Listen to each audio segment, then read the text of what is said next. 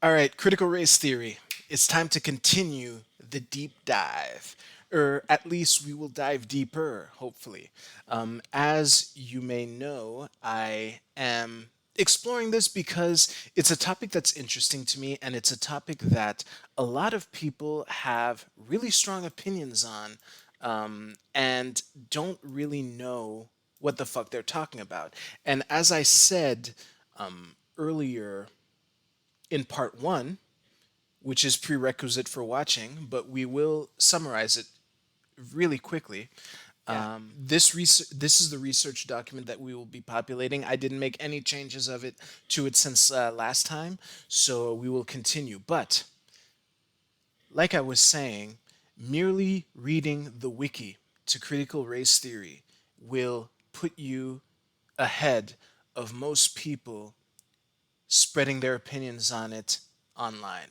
This is the sad state of political discourse online, sadly. But the bottom line is the consensus between people who are left right of center who talk about critical race theory without knowing what it is that like it's kind of a pretext to say that white people are bad. That's kind of like what it is optically to people, and I want to get to the bottom of this. Just as a reminder, the this document has some of the basic questions. I don't think where and how are relevant, which is why they're not here. But our goal is this here, the why. That's until I have a satisfactory answer to this question right here, this series will continue. And hopefully you find it interesting.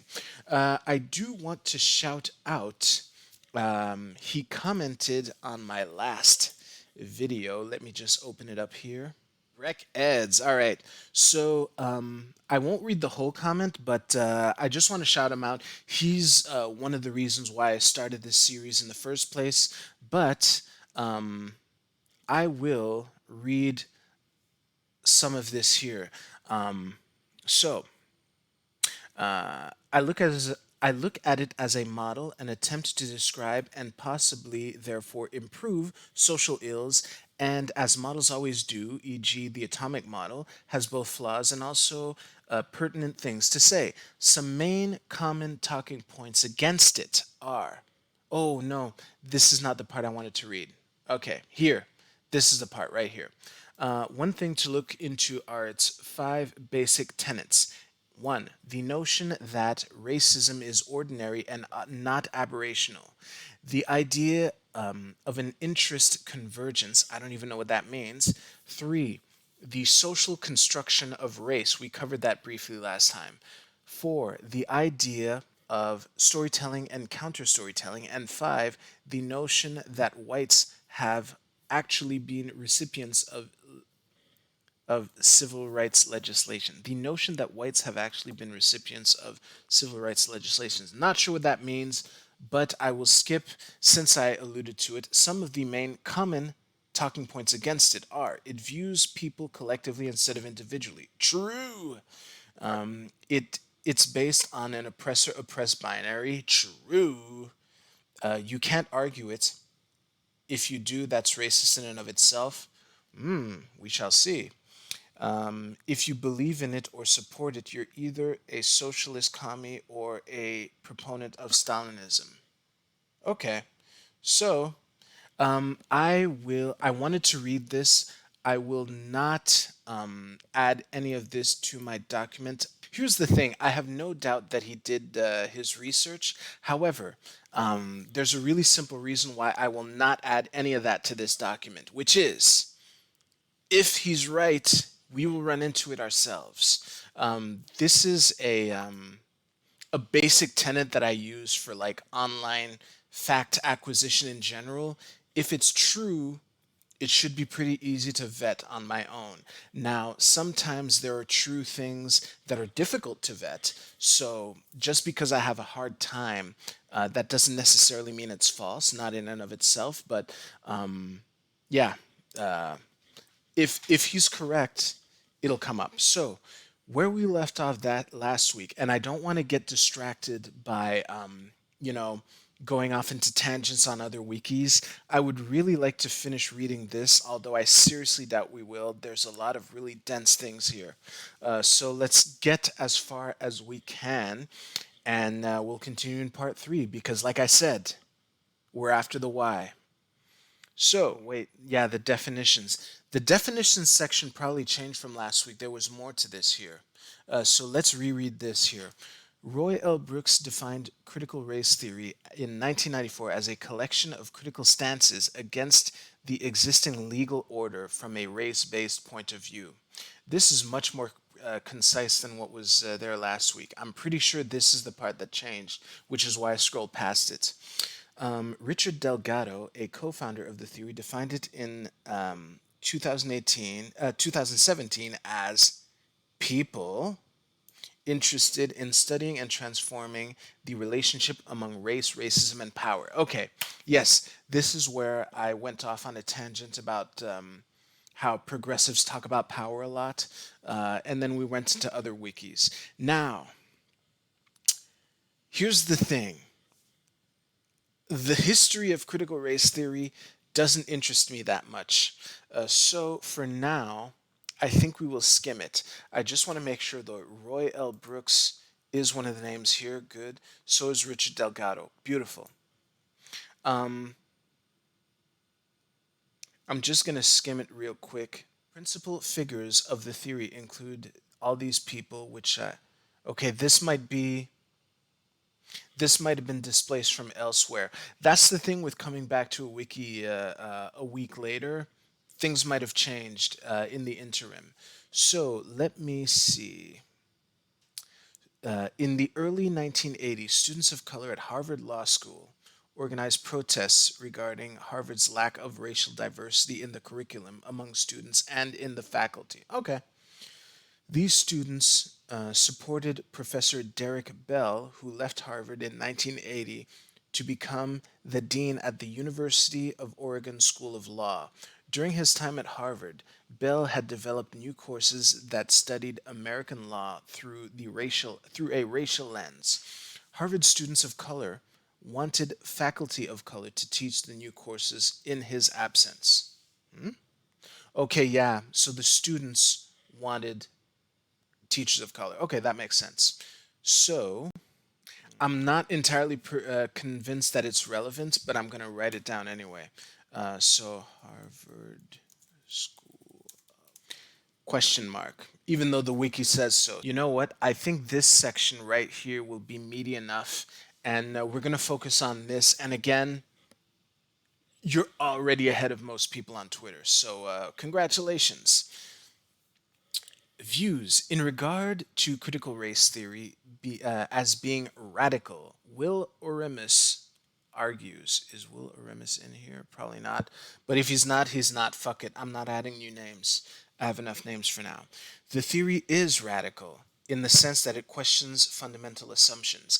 And unlike some strands of academic and legal thought, official race theory has an open and activist agenda with an emphasis on storytelling and personal experience. It's about righting wrongs, not just questing after knowledge. Many of their ideas are not radical today in the sense of being outside the mainstream. Critical race theory is widely taught and studied.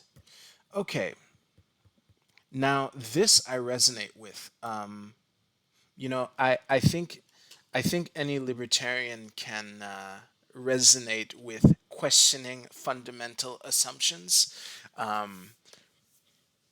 Just saying, there might be room for common ground here, even if you're white. Let's see. Unlike some strands of academic and legal thought, critical race theory has an open activist agenda. So, who said this? Will Oremus. Okay, maybe I will write his name. So, this could be important. So, uh, Will Oremus. Oremus. An open activist agenda. So, that part has credence. I don't know enough about who real Oramus is, but he's in here, so let's take it at that.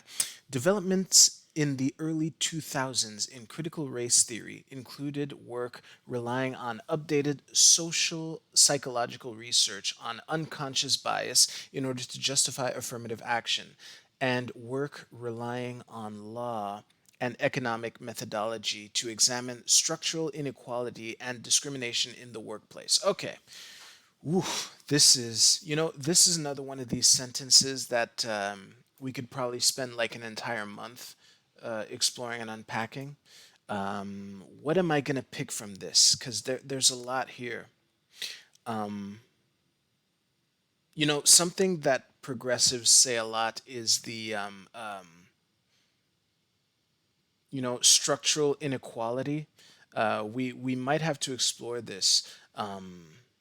Yeah, unconscious bias and structural inequality. Where am I going to put this? You know what? I'm going to put this here at the bottom. Threads to explore. Whew. How many parts will this series have before we get to why? I don't know, but there's a lot of rabbit holes here. Let's continue. Some common themes. Common themes that are characteristic of work in critical race theory, as documented by such scholars as Richard Delgado and Jean Stefanik, include critique of critique of liberalism. Critical race theory scholars question foundational liberal concepts such as enlightenment. Woof, I just need to calm down for a second. That was actually triggering, but let's at least finish the sentence, okay? So, critical race theory scholars question foundational liberal concepts such as enlightenment rationality, legal equality, and constitutional neutrality, and challenge the incrementalist step-by-step approach towards of traditional civil rights discourse. They favor a race conscious approach to social transformation, rejecting liberal embrace of affirmative wait, rejecting liberal embrace of affirmative action, colorblindness, role modeling, or the merit principle, and an approach that relies on political organizing in contrast to liberalism's reliance on rights-based remedies. Let me just can I yes, okay, cool. I don't want to go too deep in this. Rights based approach to development is an approach to development promoted by many development age. How many times are they going to say development in this? Jeez. To achieve a positive transformation of power relations among the various development actors. To stakeholders, the rights of yeah. This is going to be too long to go into for tonight's purposes. So, to make sure we understand, critical race theory scholars they question Enlightenment rationality, and they favor a race-conscious approach to social transformation, rejecting the liberal embrace of affirmative action. This part confuses me. Let's move on. I might have to circle back and pick some quotes from this. So, storytelling, counter storytelling, and naming one's own reality. Okay, we have our tenet here. The use of narrative to illuminate and explore experiences of racial oppression.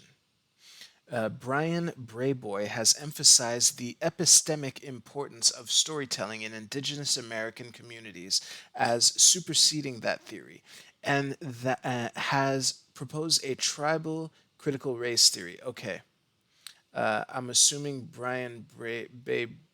Brayboy is indigenous. I mean, and this isn't a dig. I mean, we all kind of prioritize our own battles. Let's at least look at one of them. The first Google result. Ah, geez, this is a 23-page PDF. Fuck it. All right, well, I have no evidence. The only the only clue is that Brian Brayboy has proposed tribal critical race theory, which suggests to me that he might be indigenous, but I just showed my work, so I'm right or I'm wrong. Revisionist interpretations of American civil rights law and progress, criticism of civil rights scholarship and anti discrimination laws such as Brown v. Board of Education. Derek Bell, one of the CRT's founders, argues that civil rights advances for black people coincided with the self interest of white elitists. Oh, I'm sure this is the case. Holy shit. Yeah. I need no convincing for this. Yes, I'm sure that advances for civil rights advanced the white elites at the time. Yeah. I can't imagine a scenario where that's not true. So, likewise, Mary Dudziak performed extensive archival research at the U.S. Department of State and Department of Justice, including correspondence by U.S. ambassadors abroad, and found that U.S. civil rights legislation was not passed because people of color were discriminated against. Rather, it was enacted in order to improve the image of the United States in the eyes of third world countries, that the U.S. needed allies during the Cold War. You know, sure. Let's continue. Intersectional theory. There we have it. The examination of race, sex, class, class, class, national origin, and sexual orientation, and how their combination, i.e., their intersections, plays out in various settings, e.g., how the needs of a Latina female are different of those of a black male, and whose needs are the ones promoted. You see, this here, this here, however this question is resolved, may either vindicate or pwn the people who criticize critical race theory. All right. Standpoint epistemology. Jesus. I vaguely familiarized myself with standpoint theory when Boghossian and his colleagues, did that. They submitted a bunch of bullshit papers to troll scholarly papers, and some of them that got published. So yeah, the standpoint epistemology, the view that a member of a minority has an authority and ability to speak about racism that members of other racial groups do not have, and that this can expose the racial neutrality of law as false. Okay, so basically, that white people can't really tell if a law is unjust towards black people. That would be like a concrete hypothetical that flows from this. I'm pressing X to doubt, but you know, I'm open to. We'll see. Essentialism versus anti-essentialism. Delgado and Stefanik write. Scholars who write about these issues are concerned with the appropriate unit for analysis. Is the black community one or many communities? Ooh, my money's on many. Do middle and working class African Americans have different interests and needs? Do all oppressed peoples have something in common? This is a look at the ways that oppressed groups may share in their oppression, but also have different needs and values that need to be looked at differently. It is a question of how groups can be essentialized and are unable to be essentialized. Okay, how much more of this we got? Okay, we're not going to do the whole thing. I think we have to cover white privilege. I mean, how can I have white privilege on this screen and not read it? I mean, I'm not going to leave you with blue balls.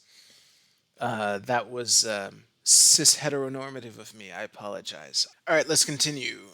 Structural determinism, exploration of how the structure of legal thought or culture influences its content, whereby a particular mode of thought or widely shared practice determines significant social outcomes, usually occurring without conscious knowledge. As such, theorists posit that our system cannot redress certain kinds of wrongs. Empathetic fallacy, believing that one can change a narrative by offering an alternative narrative in hopes that the listener's empathy will quickly and reliably take over. Empathy is not enough to change racism, as most people are not exposed to many people, wait, different from themselves, and people mostly seek out information about their own culture and group. This part right here is a big part of what makes me just assume that Brian Brayboy is indigenous. Yeah. So let's continue. Non white cultural nationalism slash separatism, the exploration of more radical views that argue for separation and reparations as a form of foreign aid, including black nationalism. Okay, so these are the common themes. Honestly, just so we're clear, I read a lot of that, but I really want to make sure that I integrate it. So after we cover white privilege, I'm gonna see if I can quickly restate some of these tenets in my own words. But one thing that's definitely gonna happen is that this document is going to change. I really want to add my own things, but I don't want to do this part on stream. There was a lot here that I can't really integrate without taking like another like half hour or whatever. So yeah, whatever happens between now and part three, I'll make sure that it's clear to those of you who are just watching these segments, you know. So yeah, let's cover. Wait, those scholars surely are on crack coming up with all those theories. Man, that's what scholars do, Frank. They come up with theories. I mean, yeah, I don't, Frank. I don't think the scholars are on crack to come up with those theories. Those scholars are on academics. That's the drug that they're consuming. They're consuming academics. All right, let's do white privilege.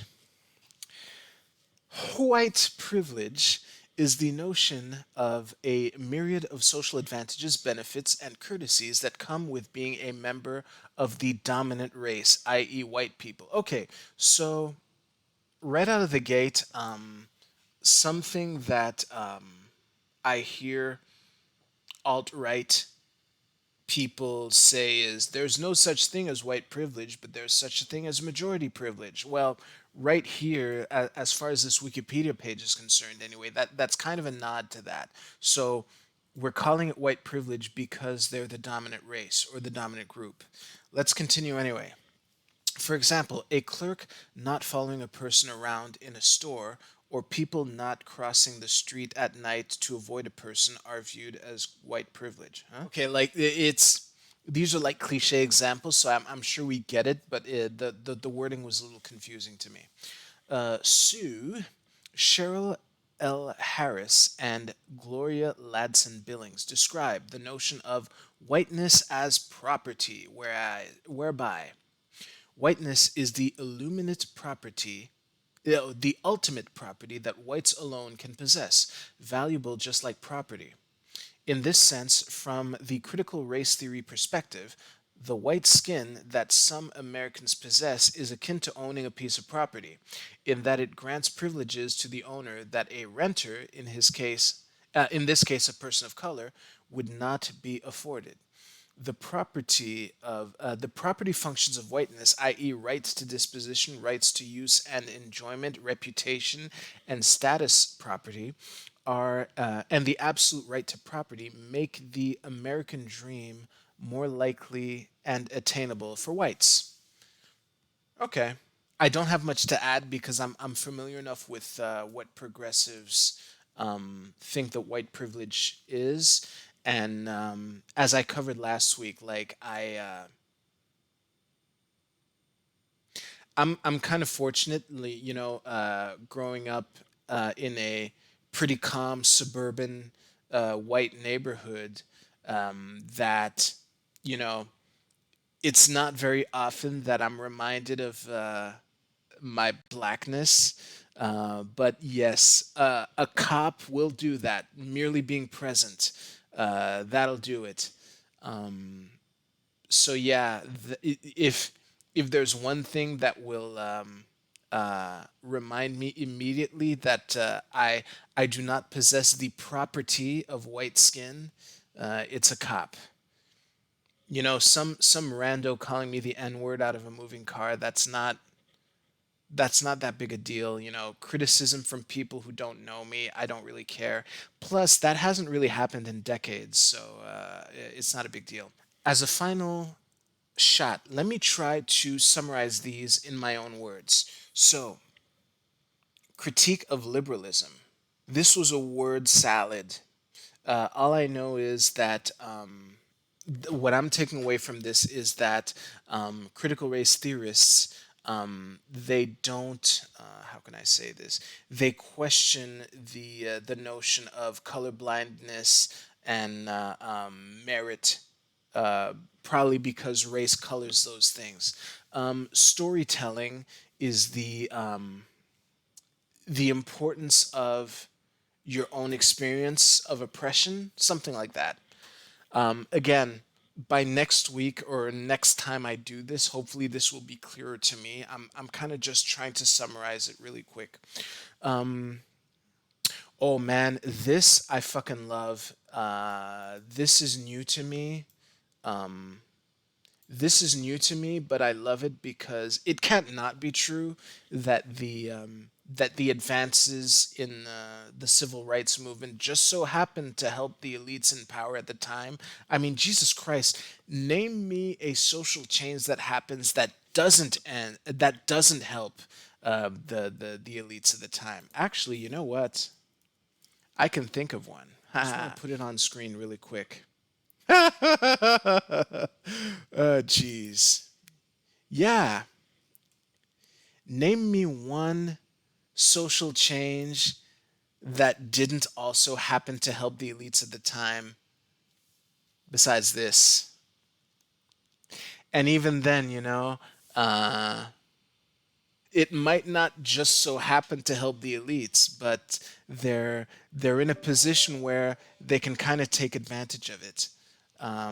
So yeah, that's a nice happy coincidence. Sid, BTC will also help the elites. Sorry to break it to you. Yeah, but